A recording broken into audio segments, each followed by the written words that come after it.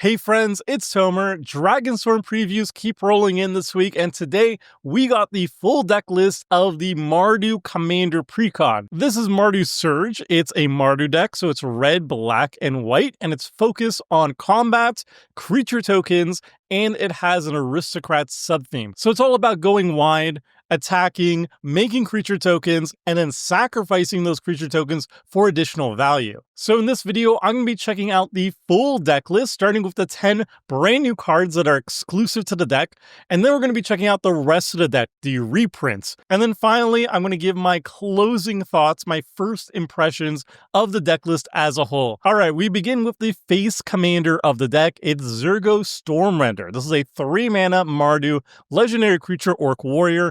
It's a 3/3 with Mobilize 1, and Mobilize is a new mechanic coming in Tarkir Dragonstorm. It says, whenever this creature attacks, create a tapped and attacking 1/1 red warrior creature token, sacrifice it at the beginning of the next end step. It also says, whenever a creature token you control leaves the battlefield, draw a card if it was attacking, otherwise each opponent loses 1 life.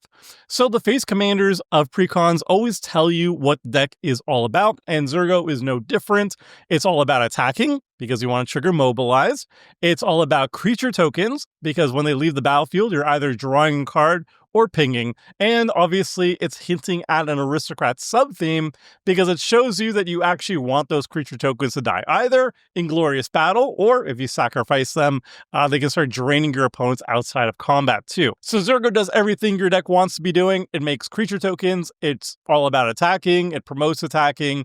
It offers card draw, which is really good early to mid game, and late game, it also offers a lot of drain effect to finish off the table. It's a really good commander. But before we move on from good old Zurgo, I wanted to give you 2 cards that are absolutely fantastic. 2 of the best cards you can add to a Zurgo deck. They're not in the stock precon. I highly recommend you add them though, and I doubt other content creators are going to pick up on it until I share my secrets with you all. So you heard it here first, folks. The best 2 cards to add to a Zurgo deck are actually Settle the Wreckage and Path to Exile. That's right. These 2 cards, these are not removal spells for your opponents, my friends. These are ramp spells in white, and they're super efficient. In this deck, Path to Exile reads, for 1 mana, you exile an attacking creature token with Zurgo on the battlefield, you draw a card off Zurgo, obviously, and you ramp out a basic land. And Settle the Wreckage, even better. You swing out with a whole bunch of creature tokens and possibly Zurgo. You don't have to, but you can. You just exile all of your own creatures for 4 mana. You ramp out up a heck ton of basic lands, all the basic lands from your entire deck, and then Zurgo also draws you a ton of cards in the process.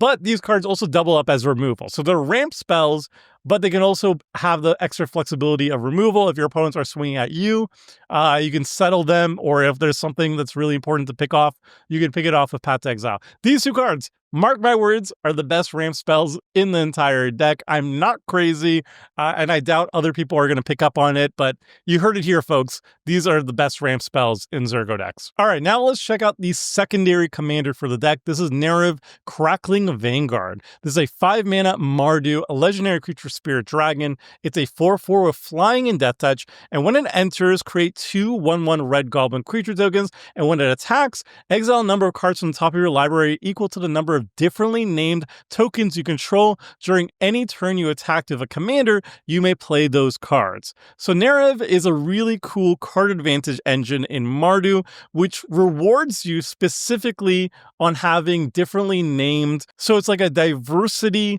token commander style deck. We've seen this before one time with a teamer deck that cared about differently named artifact tokens, and it sucked because it just gave you a big vanilla beater that was just very underwhelming. But this one gives you a lot of card draw, and in fact it comes with goblin tokens when it enters the battlefield. So if you give it haste, you can like play this and then immediately attack, and at the very least you're drawing a single card, which is really, really nice.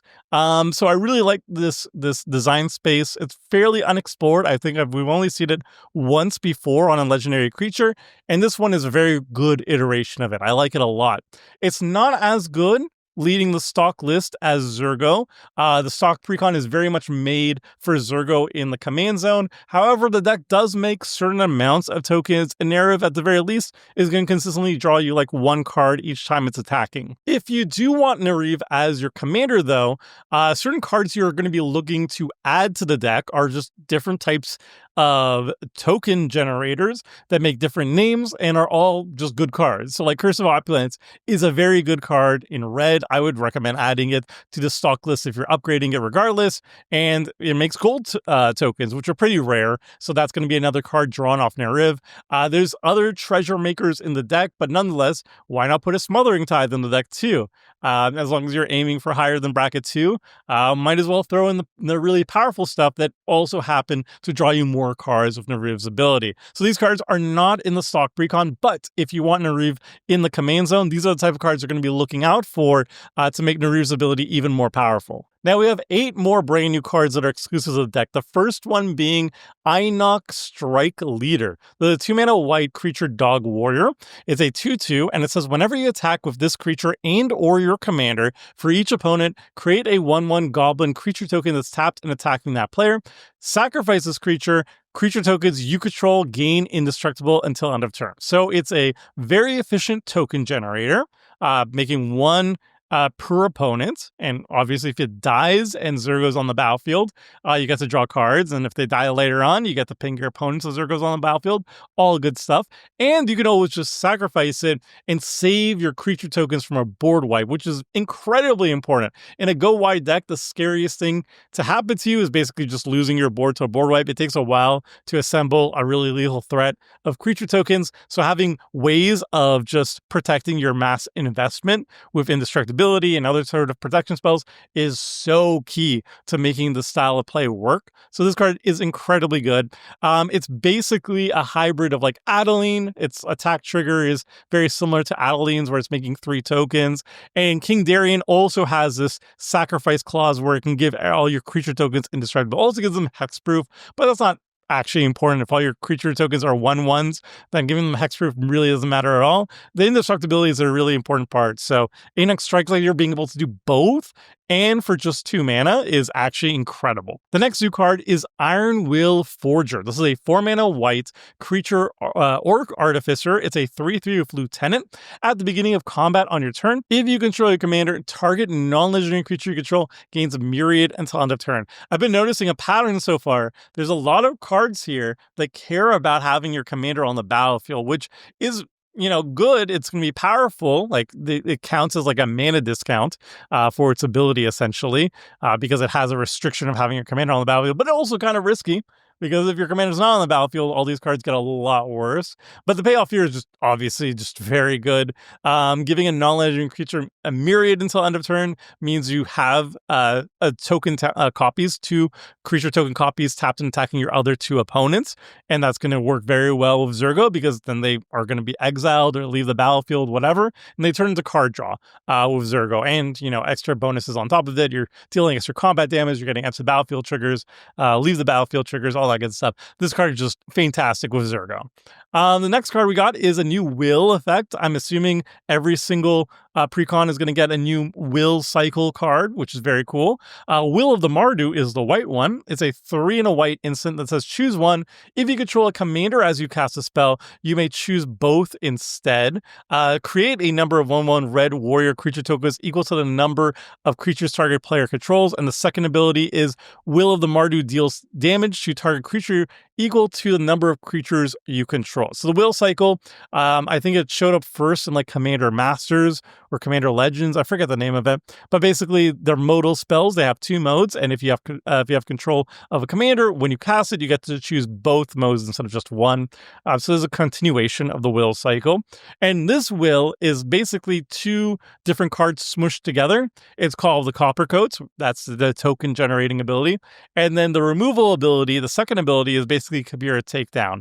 Obviously, it's not straight up better than both these cards put together, but if you have your commander out for 3 mana, this ability is very, very good. This is a great 1-2 punch because the removal spell is contingent on how many creatures you control, and the first part makes you more creatures. So you make a bunch of creatures, then you have enough to kill basically whatever you need, and creature tokens in the creature token deck is just fantastic. So this card, A++, if you're in any go wide deck basically, this card is a new staple in my opinion. It's really good. The next card we got is Bone Devourer. This is a 4-mana black creature dragon. It's a 2/2 with flash and flying, and this creature enters with a number of +1/+1 counters on it equal to the number of creatures that died this turn. When this creature dies, you draw X cards and you lose X life, where X is a number of +1/+1 counters on it. And this kind of shows you the secondary theme of the deck. It's a go-wide combat deck, yes, but it also has an aristocrat sub-theme. That's the black in the deck is offering the aristocrat theme. And this card just works really well, basically in response to a board wipe. If your board gets wiped, you lose like 10 creatures or whatever, you can respond by casting this, and then you have a huge beater, and when that beater eventually dies, if you sacrifice it or whatever, you get to draw a whole bunch of cards as well. It's also kind of good if you are sacrificing just like a handful of creatures during your attack step, for example, to draw cards off Zergo. Then you can play Bone Devourer afterwards and just have a big dragon beater that will eventually draw cards when it too dies. So it's a good just like card draw engine and a beater in the air. And it's just nice, just thematic card draw for the deck. Next, we've got Within Range. This is a 4-mana black enchantment. When this enchantment enters, create 2 1/1 red warrior creature tokens. Whenever you attack, each opponent loses life equal to the number of creatures attacking them. So this is adding reach to the deck, and it's kind of apropos because these are arrows launched by bows, aka archers, and archers traditionally have reach. In Magic, it's their keyword, so this is like a clever way of kind of telling you that this card is reach for your go wide deck. I think it's very clever. I think that was intentional. I'm pretty sure that was an intentional nod, and I just worked that out in real time. Let me know if you think it was. If that is true, that's incredibly clever. A++++ design in flavor. It's not like super powerful or anything as in terms of like card mechanics, but it's cool. Next, we've got Gold Lust Triad. This is a 5-mana red dragon 4/3 with flying and myriad. Whenever this creature deals combat damage to a player, create a treasure token. So we've already mentioned before that myriad is very good in Zergo decks. Myriad equals lots more damage and also lots more card draw of Zergo on the battlefield. I particularly like this one too because it's kind of like a red ramp. It's a 5-drop. It's going to be hitting all your opponents for 4. And then if you have like 3 opponents and you deal 3 combat damage to each of them, one to each of them, you're making 3 treasures per combat, which is pretty sweet.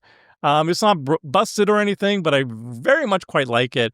But I like this even more for selfish reasons. I recently built an Izzet Dragons deck that I'm kind of obsessed with, and I probably mentioned way too many times in this video. I apologize. But yeah, a Myriad Dragon with Ganax is like freaking amazing because every single Myriad, every single creature token that's entering the battlefield with Myriad means another treasure token with Ganax, which is just super fun. I love it. So yeah, I'm super excited. But yeah, enough about my decks. Let's go on back to this deck with Infantry Shield. This is a 3-mana red artifact equipment. It says equipped creature has menace and mobilize X, where X is its power, and has equip 2. So you slap this onto your biggest creature, you swing in with it, and you make a lot of tokens, possibly, if you have a big enough creature, which can be very tantalizing in the right deck. It's obviously very good if you start building around it. Like, it's not in the deck, but Cathar's Crusade and Impact Tremors are a type of cards that can really make this card absolutely insane, especially Cathar's Crusade is going to grow the equipped creature as well, too. So if there is a second combat, it's probably going to be GG for all of your opponents. Yeah, so Cathar's Crusade, who knew, is actually a really good card with go-wide strategies. But yeah, I think Infantry Shield is very good in the precon, but it has a ton of potential with some more upgrades. The next card we got, and I think it's the last card too, it's Redoubled Stormsinger. It's a 3-mana red creature orc wizard. It's a 3/3 with first strike, and whenever this creature attacks, for each creature token you control that entered this turn, create a tapped and attacking token. There's a copy of that token. At the beginning of the next end step, sacrifice those tokens. So this is essentially a red version of creature token Panharmonicon. It's very red in terms of like it doesn't keep those tokens forever. but it does it in a very cost-efficient way. It's only 3 mana for this Panoramic Con type of effect. The creatures leave afterwards, so it's not staying there forever, but it still is a doubler, a token doubler, essentially, in red. And it's a really cool concept. In basically any red decks that can poop out a lot of creature tokens, the Stormsinger is going to be really good. Obviously, like we've mentioned before, this type of effect works very well with Myriad, but then any other sort of like red creature token makers, like Tempted Vengeance, for example, it's not in the stock precon, but it's a cool idea to do free doubled Stormsinger. All right, we covered all 10 brand new cards that are exclusive to the precon, and now we're going to check out the rest of the deck, the reprints, starting with the most expensive ones. But first, a quick reminder, these versions of the cards are not going to be the same ones that you're going to be seeing in the precon. The set symbol is going to be different, and the art can also be different too. It could be the same, but it could also be different. I know for a fact, for example, Skull Clamp has actually new art for the precon that is set in the con setting in Tarkir. So that's cool. I think there's another card with new art too, but for now, I'm making this video way too early to put all the new card arts in display. So these are just placeholders so we can look at the cards and then look at the reprint value. So speaking of reprint value, these are the 4 most expensive ones. I think the total price of the deck is $130, which I think is $30 more than the Jeskai deck that we looked at yesterday. Obviously, these prices are going to go down significantly so once the decks actually come out. These are the pre-sale prices. But yeah, there's a significant value in this deck compared to the Jeskai one. So the most expensive one is Grand Crescendo, which is an absolute staple in go-wide token decks. It makes tokens super efficiently at instant speed, but it will also give all your creatures indestructible. So it's just like a 1-2 whammy of goodness for any go-wide deck. Gix is a really cool card. It's essentially like a black Edric. It draws you a lot of cards, and yeah, it helps out your opponents too, but you're a go-wide deck, so you're going to get the most triggers out of its ability than any of your other opponents, and also kind of encourages your opponents to attack each other rather than you. It's just a fantastic card. Skull Clamp is a staple in any deck that has a bunch of 1/1s in it. In Shattered Sanctum, it's a land that's like $7. Who knew? So it's a good reprint here. Nice. All right, now we're going to be checking out the rest of the reprints. We're going to be starting with creatures, and then we're going to be going to other card types. And we're always starting from the lowest mana value and working our way up to the highest mana value. So first up, we got Viscera Seer, which is a staple sack outlet. It works very well with Zurgo because it turns those attacking creature tokens into card draw. Grenzo is fantastic in Go Wide too. It's card draw, but also goad to prevent, crackback. Loyal Apprentice is okay, but it's a very consistent source of creature tokens. And Mindblade Render is interesting. There's not a lot of warrior payoffs in the deck, but this is a notable one, which also turns your warrior tokens that you're generating off Zurgo and other mobilize effects into even more card draw, which is really nice. Then we got Selfless Spirit, another staple in Go Wide decks. Just protecting your board is so good. Adeline, another staple in Go Wide. Is this such a really good token maker and beater. Erron is okay. Legion War Boss is okay. Morbid Opportunist, staple, card draw, very nice. Ophiomancer, also very nice. Twilight Drover is okay. Yahenni is fantastic. Instant speed sacrifice. It grows super fast and is resilient to removal. Beetleback Chief is okay. It's another token generator. Chittering Witch, another token generator. A Merry Angel, another token generator. Gold Knight Commander is essentially just like a ultra budget Cathar's Crusade. I mean, Cathar's Crusade is not even that expensive anymore, but this is like an even cheaper version of it, and it does the same job essentially. Hero Bladehold, another great anthem and also token generator. Ogre Battle Driver, really good. And Go Wide, just a lot of extra damage and haste. Solemn is solid. Angel of Invention is okay. Siege Commander is okay. Thalissa is very good in token decks, so just poops out even more tokens. Sun Titan is a goat and a classic. Mirror Battlesphere is okay. And then we got a Planeswalker, Geist Hunter. I'm not reading all of that. I'm sorry or happy for you. I don't know. And then we got some removal spells with Swords of Plowshares. Oh, Tempted Vengeance actually is in the deck. Oops-a-daisy. I got that wrong when I was recommending it. Oops-a-daisy. It's a very good reprint here too. Abrade is nice. Bitter Triumph is nice. Delilus Fruit is nice. Shadow Summoning, that's a second card that got new art. So I think it was originally printed in Lord of the Rings, and now it's getting a new Cons or Tarkir-centric artwork to it, which is cool. Lingering Souls, more token generation. Circuit Midnight, solid removal. Release Dogs, solid token generation. Eliminate the Competition is cute. And then Hour Reckoning is fantastic in a token deck. It's like almost a one-sided board, right? Not quite, but close. And then we got some artifacts. Sol Ring, Wayfarer's Bauble, Earth's Mightiest Emblem. Blade of Cells, Myriad is good. Felwar Stone is good. Idol of Oblivion's good. Lightning Grid is good. Talisman Conviction, all nice stuff. Another Talisman, Bastion of Remembrance, more drain, more reach for your deck. Tokashi's Welcome is a nice reprint here too. It's $4, and it's a really nice incremental draw in a token deck. Commander's Insignia is fine. Divine Visitation is goated in this deck. It's almost $6 too, but basically all your 1/1 suddenly turn into 4/4 flying vigilance creatures is very good. Legion Loyalty, it's very expensive, but very flashy, and I think this is the best home for it, because Myriad is just so good with Zergo. Then we get the lands, and as I mentioned in the previous video, I highly value, when I'm looking at 3-color mana bases, I highly value mana fixing. So that means that even in a stock precon, I want to see a lot of mana fixing lands that enter the battlefield untapped. So 2-color lands that enter the battlefield untapped are very, very good. And then if they tap for all 3 colors, I'm okay with having them enter the battlefield tapped. So like Path of Ancestry, for example, is absolutely fine for me, or Tri-lands are absolutely fine for me. So those are the best ones. And what I don't want to see is too many colorless sources and too many lands that enter the battlefield tapped without, tapping for all 3 colors. So Battlefield Forge is good. Bojuka Bog, I will accept. It is important graveyard hate, so I'm happy to see it.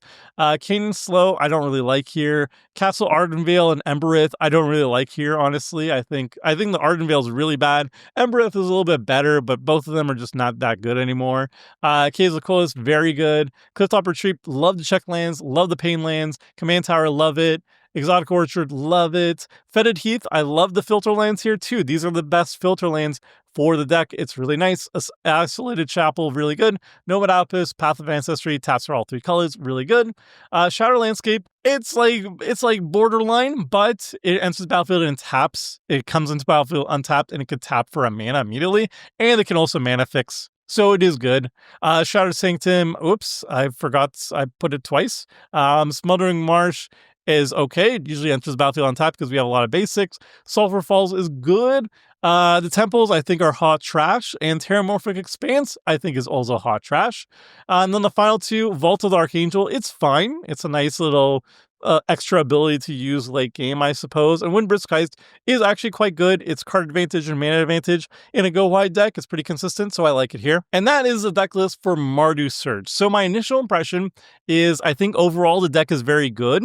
There's a lot of really strong staples here, and overall the brand new cards are all quite interesting and good in the deck. I like go wide combat. I like go wide combat, focusing on an aristocrat sub theme. That's kind of what Mardu always does. And we've seen quite a few deck lists, actually, quite a few stock precons that are Mardu that are exactly this. The most recent one of these was actually the Fallout deck that I think came out like a year or 2 ago. It was Mardu go wide combat aristocrats as well. It had like a soldier slash human sub theme going on, whereas this one is like just creature tokens essentially, with like 1 card that cares about warriors, and that's it. But yeah, they basically essentially just play the exact same, really. But yeah. I think this deck is not reinventing the wheel. We've seen this style of deck a couple times already as precons. Nonetheless, though, I don't think that's necessarily a bad thing, because if you don't have those previous decks and you're looking for a very solid and well-rounded precon that does Mardu things, and this is a great entry point to that style of play. There's a lot of cards that I saw, especially the token generators, were kind of overcosted and kind of bad. Like, I don't think like Siege Gang Commander is very mana efficient in 2025. I think Mere Battlefield 2, unless you're cheating it out for like 1 mana or something with like or 0 mana with like a Goblin Welder or something like that, I don't think it really makes the cut anymore. But then at the same time, there's really good ones like Adeline that are in the deck, and there's like really good protection like Selfless Spirit. So there's some good, there's some bad, as all precons have. But overall, I expect this deck to do quite well, to perform quite well, and I can't wait to share with you the upgrades I have in mind for this deck. Spoiler alert, it's going to have Tap the Exile and Settle the Wreckage in it, obviously, but I have some other spice to share with you all. So I think tomorrow we're going to be getting one more precon, the third of the Commander precons, and then next week I think we're going to be getting two more, the last two of the Dragonstorm Commander precons. So I'm going to be sharing with you the full deck list as they're coming out and giving you my initial impressions of them. And then next week, I'm going to start rolling out my upgrades of all 5 of the Commander precons. So be sure to like and subscribe if you like this sort of content, and check back every single day because there's going to be more Dragonstorm content for you all. And yeah, I'm really excited. I love Dragonstorm. I love Tarkir as a setting. I love dragons. So I'm really hyped for all of these, genuinely. And I can't wait to start upgrading them and do more content on them. But yeah, I'm enough rambling for me. I have to go head to bed and also edit this video and then head to bed rather. So yeah, I'm going to be off now. Bye.